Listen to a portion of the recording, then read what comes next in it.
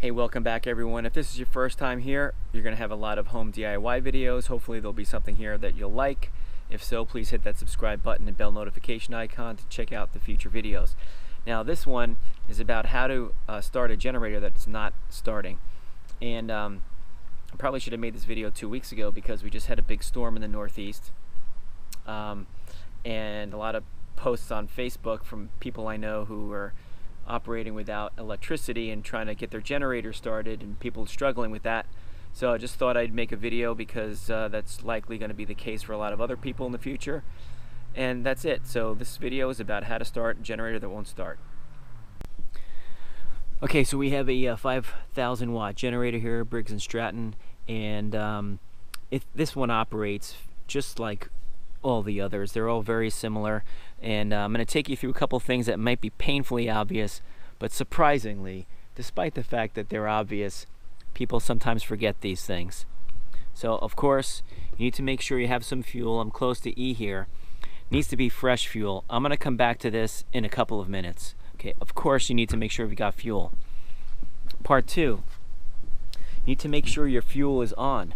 If you know this is the off position, up and down, typically the on position, you're going to have an indicator here that'll tell you on your generator. If you're not letting fuel flow down to the carburetor, then guess what? It's not going to start. This has to, you're going to have an on-off button. It needs to be in the start or the on position before you pull. Okay? And of course you're going to have a choke.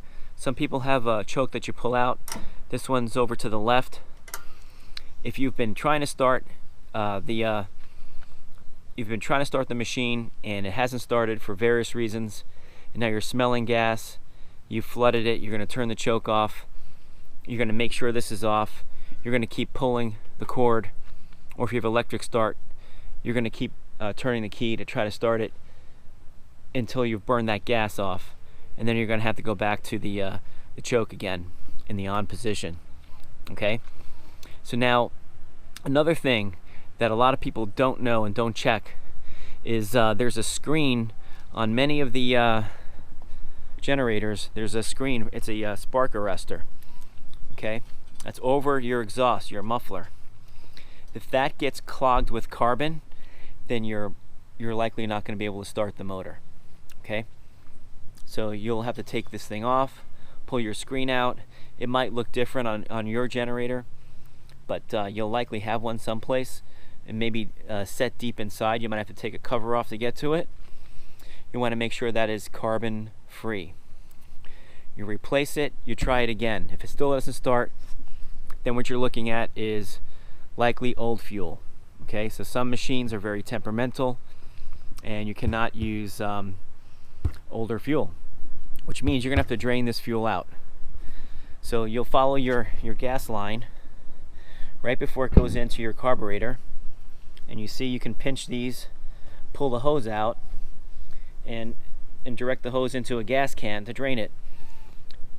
You know, I just saw my neighbor's generator the other day. He wasn't fortunate enough to have a hose this long, so you might have to buy a very short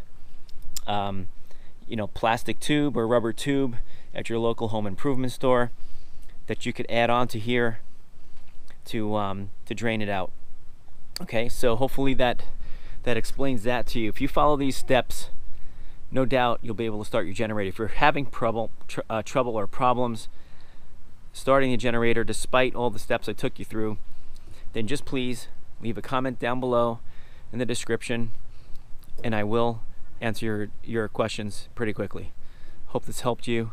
If so, please hit that subscribe button and bell notification icon down below, and I'll see you next time.